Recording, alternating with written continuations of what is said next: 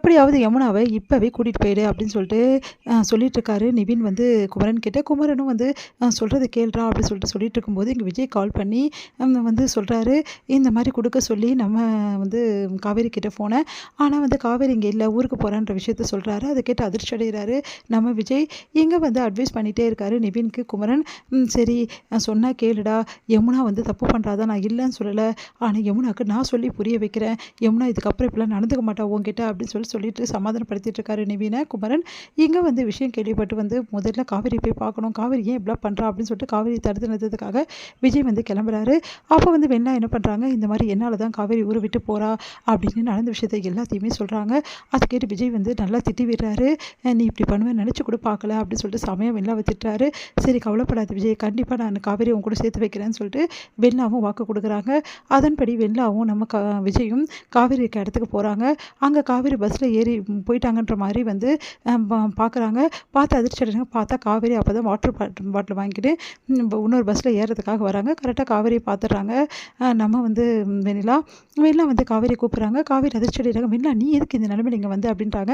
நீ தான் ஊருக்கு போகிறேன்னு சொல்லிட்டு மெசேஜ் அனுப்பிச்சியா, அதுக்கு தான் வந்தேன் அப்படின்னோடனே அதிர்ச்சி அடைகிறாங்க. வழி அனுப்பி விட வேணவா, பரவாயில்ல வெண்ணிலா, நீ வந்து சந்தோஷம் தான், நான் கிளம்புறேன், இதுக்கப்புறம் உன் வாழ்க்கையில் நான் தலையிட மாட்டேன், நீ விஜய் சந்தோஷமாக வாழணும், நீ போனால் நானும் விஜய் எப்படி சந்தோஷமாக வாழ முடியும் அப்படின்னு அதிர்ச்சி அடைகிற. நீ என்ன சொல்கிற அப்படின்னா, நீ போயிட்டா கண்டிப்பாக விஜய் என் கூட சேர்ந்து வாழ்வா நீ நினைக்கிறியா, அது நடக்கவே நடக்காது அப்படின்னோடனே, அதுக்கு நான் என்ன பண்ண முடியும், நீ தான் விஜய் கிட்டே என் கூட சேர்ந்து வாழ சொல்லிட்டு போகணும் அப்படின்றாங்க.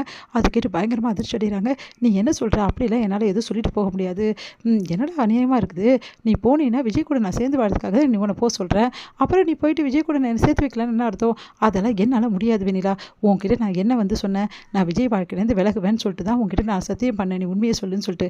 இப்போ என்னென்னா திடீர்னு வந்து விஜய் கூட ஒன்று சேர்த்து வைக்கணும்னு சொல்கிறேன், இதெல்லாம் நான் ஒத்துக்க முடியாது அப்படின்னு. அப்போ நீ செய்ய மாட்டேன், ஆமாம் செய்ய மாட்டேன், ஏன்னா விஜய் மேலே இருக்க காதல், ஆமாம் பின்ன விஜய் மேலே இருக்க காதல் இருக்காதா, விஜய் தான் என் வாழ்க்கை உயிர் இல்லாமல் அப்படின்னோன்னா அப்படி கரெக்டாக விஜய் வந்து நிற்கிறாரு. அதிர்ச்சி அடைகிறாங்க காவேரி.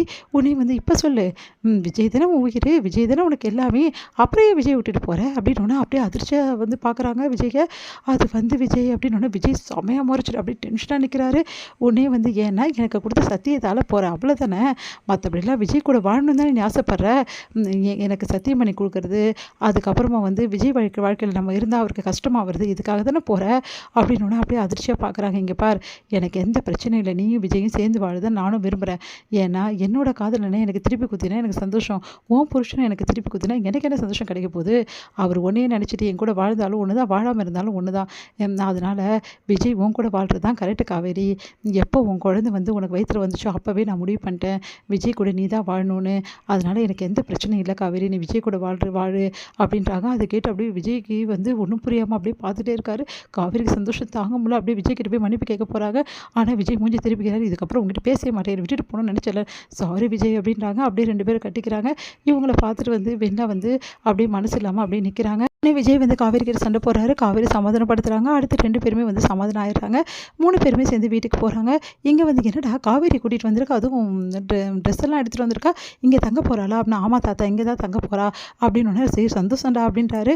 அடுத்து வந்து பாட்டி வந்து அப்படியே கோவமாக இருக்காங்க. பாட்டி ப்ளீஸ் பாட்டி அப்படின்னு, சரிடா உன் இஷ்டம் அப்படின்னு சொல்லிட்டு போயிடுறாங்க. இங்கே காவேரி விஜயும் வந்து அவங்க ரூமுக்கு போகிறாங்க. இதை பார்த்துட்டு இருக்க வேண்டியலாம் நிம்மதி அடைகிறாங்க. அப்போ வந்து அவங்களோட அம்மா வந்து கவலைப்படாதம்மா அப்படின்றாரு. இல்லை மாமா, நான் இப்போ நான் கவலையே படல, எனக்கு நிம்மதி தான், விஜயும் காவேரியும் சேர்ந்து வாழ்கிறது தான் வந்து கரெக்டு, நான் தான் நடுவில் வந்திருக்கேன், இதை தெரியாமல் இவ்வளோ நாள் நான் தான் பிரச்சனை பண்ணியிருந்தேன், இதுக்கப்புறமாவது விஜய் சந்தோஷமாக இருக்கட்டும், பாவம் விஜய் ரொம்ப கஷ்டப்பட்டுட்டான் அப்படின்றாங்க. இப்போ அது புரிஞ்சுக்கிட்டே வாமா அப்படின்னு சொல்லிட்டு கூட்டிகிட்டு போகிறாரு. அடுத்து வந்து 2 பேருமே வந்து அவங்க மாமாவும் அதுக்கப்புறம் நம்ம வெண்ணாவும் கிளம்புறாங்க ஊருக்கு.